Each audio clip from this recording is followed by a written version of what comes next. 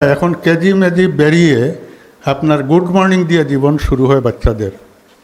এইটুকুর থেকে বের হয়ে যদি সম্ভব হয় মক্তবে বাচ্চাদের প্রথম পাঠানোর ব্যবস্থাটা যদি করেন, গৌরীপুরকে মডেল করবার কথা বক্তা বলেছেন, আমিও এই অনুরোধটা করব যে যদি পারেন ওই জিনিসটা করেন, শুরু করে দেন, ইনশাল্লাহ এটা ছড়াবে। কারণ এটা আমাদের ঐতিহ্য, এটা আমাদের মূল পরিচিতি। দুর্ভাগ্যের বিষয় হচ্ছে যেটা, যে জাতির জন্ম হয়েছিল ইকরা শব্দ দিয়ে, সেই জাতির এখনও শতকরা 60-70% মানুষ লেখাপড়া করতে জানেন না। আমি বলছি প্রথম ওহির প্রথম শব্দ ইকরা বিস্মি রব্বিকাল্লাযী খালাক, ইকরা মানে পড়ো। কিন্তু আমরা এইটাও এখনও পর্যন্ত 1400-1500 বছর পরেও পুরোপুরি পালন করি নাই। এখানে সম্মাননার প্রশ্নে আমার একটা অনুরোধ আছে যে সাহেব কিবলার আওলাদ এখানে আসেন, আমাদের প্রধান অতিথি। আমি বিভিন্ন সভায় বলেছি যে সম্মান যদি ঘর থেকে শুরু না হয় তাহলে সেটা বাইরের থেকে সম্মান পাওয়া নেওয়া দেওয়া এটা কঠিন। সাহেব কিবলা রহমতুল্লাহ আলাইহি তার কোনো ছেলেকে নাম ধরে কখনো ডাকেননি। জি, মানিক মিয়া কই, শালিক মিয়া কই, এটা নিয়ে কিন্তু ইয়াতে একটা সমালোচনাও ছিল। সাহেবে টান ফুয়াইন তোরে এই মিয়া লাগাইয়া ডাকুন এখানে। তখন তো বুঝতাম না, পরে বুঝলাম, আর এখন ভালো করে বুঝি। তারা ওনাদের প্রত্যেকে আলিম। এইখানে এসে অত্যন্ত খুশি হয়েছি এই কারণে যে আপনারা যে ক্যাটাগরির মানুষকে সম্মাননা প্রদান করছেন তাদের মধ্যে আমার সবচেয়ে ভালো লেগেছে যে আপনারা মানে কোনো ধরনের সংকীর্ণতা প্রদর্শন করেন নাই। এখানে মুহাদ্দিসরা আছেন, মুফাসসিররা আছেন, মুফতিরা আছেন, স্কুলের শিক্ষকরা আছেন, সাংবাদিকরা আছেন। আর সবচেয়ে ভীষণভাবে যেটাকে করছি সেটা হচ্ছে যে দাওরায়ে হাদিসের পাশ করা যারা, তাদেরকেও আপনারা সম্মানিত করছেন। এই কাজটার জন্য ভীষণ খুশি হয়েছি যে আমাদের এই যে ধারা, সেই ধারাগুলোর সমন্বয় এবং অন্তত দিনের ক্ষেত্রে যারা কাজ করেন তাদের সবাইকে যেন আমরা সম্মান করি। তো এই জন্যে এই সংগঠনকে ধন্যবাদ জানাই, কৃতজ্ঞতা জানাই। রব্বুল আলামিন বলতেছেন ওয়ালাকাদ কাররামনা বনি আদম, আমি আদমের আওলাদদেরকে সম্মানিত করেছি, আদম সন্তানদেরকে। আদম সন্তান মানেই হচ্ছে সম্মান পাওয়ার যোগ্য। আল্লাহ আরও বলেছেন আমি মানুষকে সবচেয়ে সুন্দর অবয়ব দিয়ে সৃষ্টি করেছি। এখানে কালো, সাদা, ব্রাউন ইত্যাদি ইত্যাদি রংরূপের কোনো ব্যাপার নাই। আল্লাহ সবাইকে সুন্দর অবয়ব দিয়ে সৃষ্টি করেছেন সৃষ্টি জগতের মধ্যে। অতএব সুরতের দিক থেকে সকলেই সম্মাননা প্রাপ্ত। আল্লাহ রাসূল সাল্লাল্লাহু আলাইহি ওয়াসাল্লাম ইহুদির লাশ যাচ্ছে, দাঁড়িয়ে গেলেন। সাহাবীরা বললেন হুজুর তো ইহুদির লাশ। তিনি বললেন মানব সন্তান তো, অর্থাৎ মানব সন্তান হিসাবে সবাই সম্মানিত। কিন্তু বিশেষ করে এই যে গুণী মানুষদেরকে সিলেক্ট করে আপনারা যে কাজটা করেছেন, এর বদলা আমরা কেউ দিতে পারবো না। আল্লাহ রাব্বুল আলামিন অবশ্যই দেবেন বলে বিশ্বাস করি। তো এখানে আমরা দীর্ঘক্ষণ আলোচনা করছিলাম, শুনছিলাম। আমাদের প্রধান অতিথি ছিলেন না, আল্লামা মুসাফিরউদ্দিন চৌধুরী ফুলতলি, তিনি এখন এসে গেছেন। আমি এই জন্যে আমার কথা দীর্ঘ করব না, লম্বা করব না। আমি খুব সম্মানিত হয়েছি এই জন্যে যে এখানে একজন প্রাথমিক স্কুলের হেডমাস্টার সাহেব তার বক্তৃতায় বলেছেন, আমি তার শিক্ষক, আমি স্মরণ করতে পারতেছি না, মনে রাখতে পারি না এখন। তিনি আমার সম্পর্কে কিছু কাইন্ড শব্দ ব্যবহার করেছেন, এই জন্য তার প্রতি কৃতজ্ঞতা। আসলে এখানে আসাটা হচ্ছে দোয়া চাওয়ার জন্যে।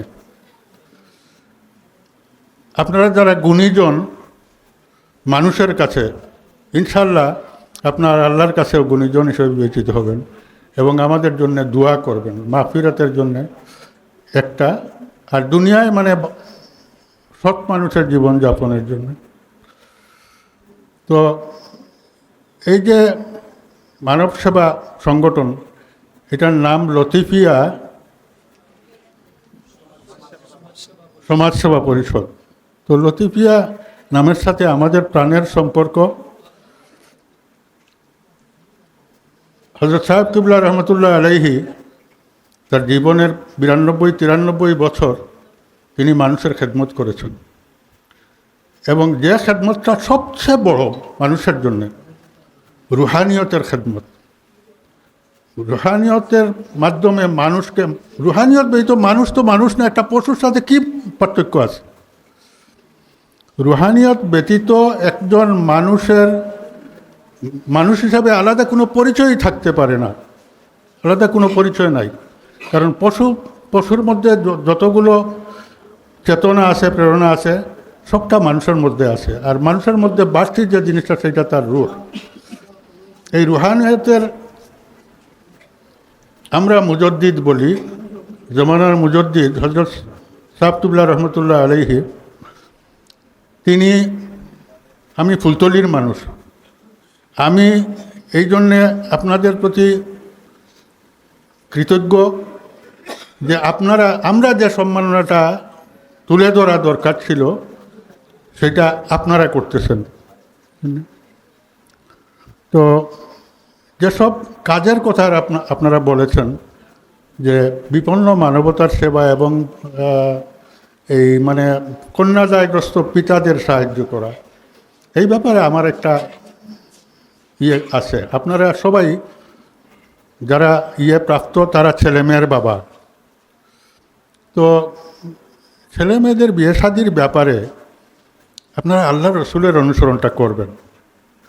এই আমি দেখছি ব্যয়রা একখানে হওয়ার পরে আর কি কে কত বড় এটা প্রতিযোগিতা করে। তো আপনি যে এই 10 লক্ষ 20 লক্ষ টাকার মহারণা নেবেন, তারপরে মেয়ে দেবেন, ছেলে আরবার যদি মানে প্রতিষ্ঠিত না হয় তাহলে বিয়ে দেবেন না, এই সমস্ত ব্যাপারগুলোতে একটু বিয়েটাকে সহজ করেন। বিয়েটাকে কঠিন করলে সমাজে দুর্নীতি বেড়ে যায়, সমাজে কি বলবো, অনেক অনেক কিছু হয়ে যায়। তো এখানে কথা দীর্ঘ করব না। আপনারা যারা সম্মাননা গ্রহণ করছেন তারা আমাদের সে কেউ ছোট না, সবাই বড়। শিক্ষকদের মধ্যে আমিও শিক্ষক, কলেজের এই প্রফেসর সাহেব তিনি বিশ্ববিদ্যালয়ের শিক্ষক, আমার ছাত্র যিনি দাবি করলেন তিনি প্রাইমারি স্কুলের শিক্ষক। সব শিক্ষক কিন্তু শিক্ষক। আর আমার কাছে সবচেয়ে বেশি দামি শিক্ষক প্রাইমারি শিক্ষক, এরাই মূলত গঠন করে দেন। আরেকটা কথা একজন বক্তা বলেছেন যে এই মানবসেবা সংগঠন, লতিফিয়া মানবসেবা সংগঠন, সমাজসেবা সংগঠন, তাদেরকে বলেছেন যে আমাদের যে মক্তব ব্যবস্থা ছিল, যে ব্যবস্থা এখন কেজি মেজি বেরিয়ে আপনার গুড মর্নিং দিয়ে জীবন শুরু হয় বাচ্চাদের, এইটুকুর থেকে বের হয়ে যদি সম্ভব হয় মক্তবে বাচ্চাদের প্রথম পাঠানোর ব্যবস্থাটা যদি করেন, গৌরীপুরকে মডেল করবার কথা বক্তা বলেছেন। আমিও এই অনুরোধটা করব যে যদি পারেন ওই জিনিসটা করেন, শুরু করে দেন, ইনশাল্লাহ এটা ছড়াবে। কারণ এটা আমাদের ঐতিহ্য, এটা আমাদের মূল পরিচিতি। তো আমার প্রফেসর সাহেব নিষেধ করেছেন, তারপরেও আমি বলি, আমার ছেলেমেয়েরা 2 জন, মেয়ে ছেলে, এরা কানাডায় থাকে, তাদের বাচ্চা কাচ্চারা বড় হচ্ছে, কিন্তু এই যে দিনই তালিম দেওয়ার ব্যবস্থা নাই,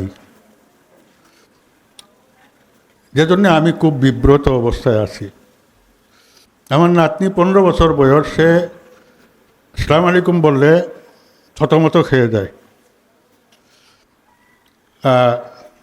সে সিলেটি জানে যেটা আমি সিলটি ফুড়ি, এটা বলতে পারে। আরেকটা তোমরা কি খাইছো, কি দিয়ে খাইছো, খাইছো নাকি, এই কয়েকটা কথা। তো এই জন্যে আমরা ভাগ্যবান যে আমরা এখনো পর্যন্ত তথাকথিত এই যে গৌরব করা আমেরিকা আর কানাডা, লন্ডন ইত্যাদি ইত্যাদি ইত্যাদির কিছু ইয়েও আছে, আপনার আশঙ্কার দিকও আছে, ক্ষতিকর দিকও আছে। কারণ যে সোসাইটি ভিন্ন রকম, সেখানে বিশেষত নতুন জেনারেশনকে মানে মুসলমান বানানো বেশ কঠিন ব্যাপার। কিন্তু আমাদের এখানে তো সহজ। দুর্ভাগ্যের বিষয় হচ্ছে যেটা, যে জাতির জন্ম হয়েছিল ইকরা শব্দ দিয়ে, সেই জাতির এখনও শতকরা 60-70% মানুষ লেখাপড়া করতে জানেন না। আমি বলছি প্রথম ওহির প্রথম শব্দ ইকরা বিস্মি রব্বিকাল্লাযী খালাক, ইকরা মানে পড়ো। কিন্তু আমরা এইটাও এখনও পর্যন্ত 1400-1500 বছর পরেও পুরোপুরি পালন করি নাই। এখানে সম্মাননার প্রশ্নে আমার একটা অনুরোধ আছে যে সাহেব কিবলার আওলাদ এখানে আসেন, আমাদের প্রধান অতিথি। আমি বিভিন্ন সভায় বলেছি যে সম্মান যদি ঘর থেকে শুরু না হয়, তাহলে সেটা বাইরের থেকে সম্মান পাওয়া, নেওয়া, দেওয়া এটা কঠিন। সাহেব কিবলা রহমতুল্লাহ আলাইহি তার কোনো ছেলেকে নাম ধরে কখনো ডাকেননি। জি, মানিক মিয়া কই, শালিক মিয়া কই, এটা নিয়ে কিন্তু ইয়াতে একটা সমালোচনাও ছিল। সাহেবে টান ফুয়াইন তোরে এই মিয়া লাগাইয়া ডাকুন এখানে। তখন তো বুঝতাম না, পরে বুঝলাম, আর এখন ভালো করে বুঝি। তারা ওনাদের প্রত্যেকে আলিম, এবং প্রত্যেকে এখন তো বড় সাহেব, মাইজম সাহেব, ছোটো সাহেব এইভাবেই ইয়ে করা হয়। এই যে তিনি সম্মান করতেন, সম্মান দিয়ে ডাকতেন। যদি আপনার বাচ্চাকেও এরকম আপনি সম্মান দিয়ে ডাকেন এবং সম্মান করেন, তাহলে এরা সম্মানিত মানুষ হবে। সম্মাননার শিক্ষাটা ঘর থেকে শুরু করতে হবে। এই কিসের বাচ্চা, কোথায় গেলি, এইটা করলি, ওইটা করলি, এই জবান দিয়ে যখন তাকে যাত্রাটা করাবেন, তার জীবনে কিন্তু সম্মানবোধের মূল বেসিক যে সূত্রটা, এটা গ্রথিত হবে না। এই জন্যে এখানে আলিমুলামারা সম্মানিত হচ্ছেন। তো আলিমরা কেন সম্মান পাবেন? সম্মান পাবেন কারি সাহেবরা কেন সম্মান পাবেন? আল্লাহ রাব্বুল আলামিনের প্রশ্ন, যারা জানে আর যারা জানে না তারা কি সমান? জি না, তারা সমান না। এই জন্য যারা জানে তারা সম্মান পাবে। সম্মান বিভিন্ন দিক থেকে মানুষের প্রাপ্য। কেন সম্মান প্রয়োজন সেটার প্রেক্ষিতে আমি মেয়েদেরকে এখন যেটা বলি সেটা হচ্ছে, তোমার পাশে ডানে এবং বামে যে মেয়েটা বসে আছে, সে কোনো না কোনো বিষয়ে তোমার চেয়ে বেশি জানে। কোনো না কোনো বিষয়ে আপনার পাশে যিনি বসে আছেন, তিনি আপনার চেয়ে একটু বেশি জানেন।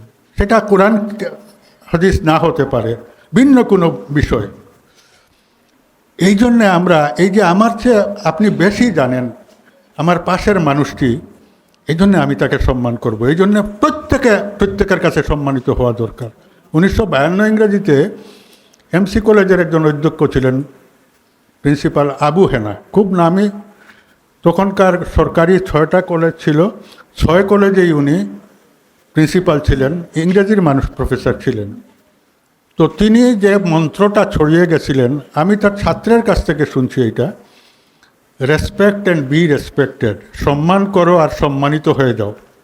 আপনাকে সম্মান করলেই আমি সম্মানিত হতে পারবো। ভাইয়েরা, আপনারা যারা এই আয়োজন করেছেন তারা ইনশাআল্লাহ সম্মানিত হবেন আল্লাহর তরফ থেকে, কারণ আপনারা সম্মান দিতে জানেন।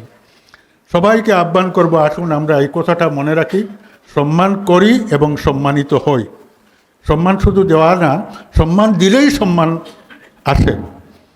তো গুণীজনকে এইভাবে সম্মাননা দেওয়ার ধারা হয়তো আপনাদের মাধ্যমে চালু হলো। আমি ইনশাল্লাহ আমার ফেঞ্চুগঞ্জের যারা ছাত্র নেতৃত্ব আছে তাদেরকে বলবো তারাও যেন এই কাজটা করেন।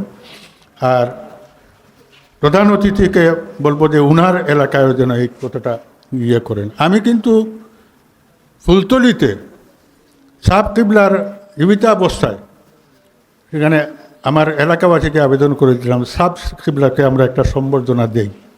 সারা সারা দুনিয়ায় দিচ্ছে, সারা ইয়েতে ইয়ে করছে, তো কেউ ইয়ে ছিল না। আর আমি তো বৈতল আজকে 55 বছর থেকে। জি, মানে বৈতল বলে নাকি এইখানে আপনারা? ফেঞ্চুগঞ্জে বলে।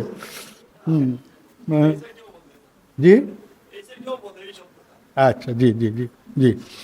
তো এই জন্যে আমি ঠিক মানে শারীরিক কারণে এবং আর্থিক সব কারণ মিলিয়ে আর কি নিজের এলাকায় বড় একটা যেতে পারি না। কিন্তু তারপরেও বলবো একটা আমার জীবনের সবচেয়ে স্মরণীয় যে ঘটনা, সেটা হচ্ছে জকিগঞ্জের মানুষ গুণীজন সম্বর্ধনা দিয়েছিল। তো সেই গুণীজন সম্বর্ধনায় বড় সাহেব ছিলেন ইমাদুদ্দিন চৌধুরী, তিনি যেতে পারেন নাই। কিন্তু মহাদ্দিস সাহেব হুজুর, হবিবুর রহমান মহাদ্দিস সাহেব হুজুর, উনি ছিলেন। আরও মানে জকিগঞ্জের গুণী যারা, তাদের মধ্যে আমিও ছিলাম। এইটাই আমার জীবনের সবচেয়ে মানে স্মরণীয় ঘটনা। আমি বিশ্বাস করি যে আজকে আপনারা যারা সম্মানিত হচ্ছেন তাদের জন্যও আজকের দিনটা এইরকম মনে হবে পরে। আর এটার এফেক্টটা কি হবে? আমরা মানুষকে ভালোবাসবো, মানুষকে সম্মান করব এবং মানুষের সেবা করব। কোরআন হাদিস দ্বারা এটা একেবারে সুইয়েভাবে প্রতিষ্ঠিত যে মানুষের খেদমত করাটাই হচ্ছে আল্লাহর ইবাদতের মধ্যে সবচেয়ে শ্রেষ্ঠ ইয়ে। আল্লাহর খাস কিছু ইবাদত আছে, নামাজ মানুষের জন্য আমরা পড়ব না, রোজা আমরা মানুষের জন্য রাখবো না, হজ আমরা মানুষের জন্য করব না, কিন্তু মানুষের সেবা বা খেদমত করাটাই হচ্ছে সবচেয়ে বড় সম্মানের কাজ এবং সবচেয়ে বেশি উজরত এইটার থেকেই পাওয়া যাবে। তো আর কথা বাড়াতে চাই না, আপনাদের কাছে দোয়া চাইছি। আমার ভাইস প্রিন্সিপাল সাহেব যে ফোনটা করছিলেন যে তার শ্বশুর আজকেই মারা গেছেন, তার মাগফিরাতের জন্য দোয়া চাইতেছি, আমার জন্যে দোয়া চাইতেছি,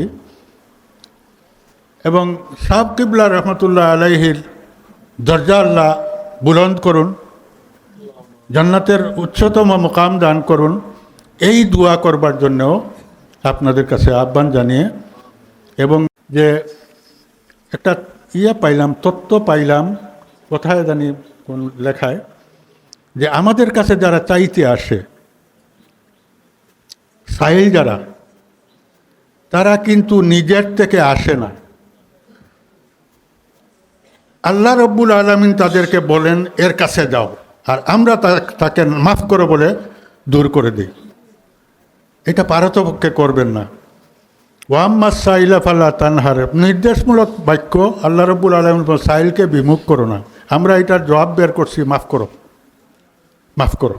জি জি, মাফ করার আগে একটু পকেটে হাত দিয়ে দেখবেন পারেন কি না, কারণ বিশ্বাস করবেন যে মানুষটা আপনার কাছে আসতেছে সে কিন্তু আল্লাহর ইশারায় আসতেছে, আল্লাহর হুকুমে সব কিছু ঘটে।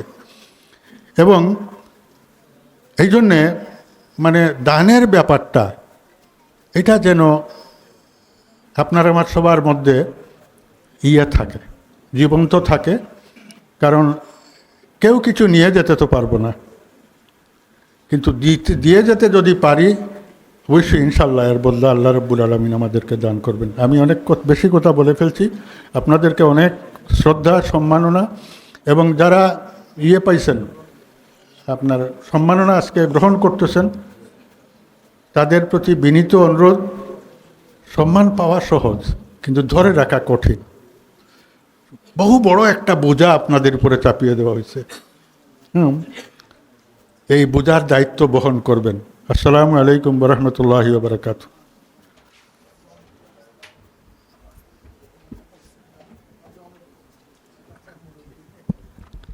আলহামদুলিল্লাহ।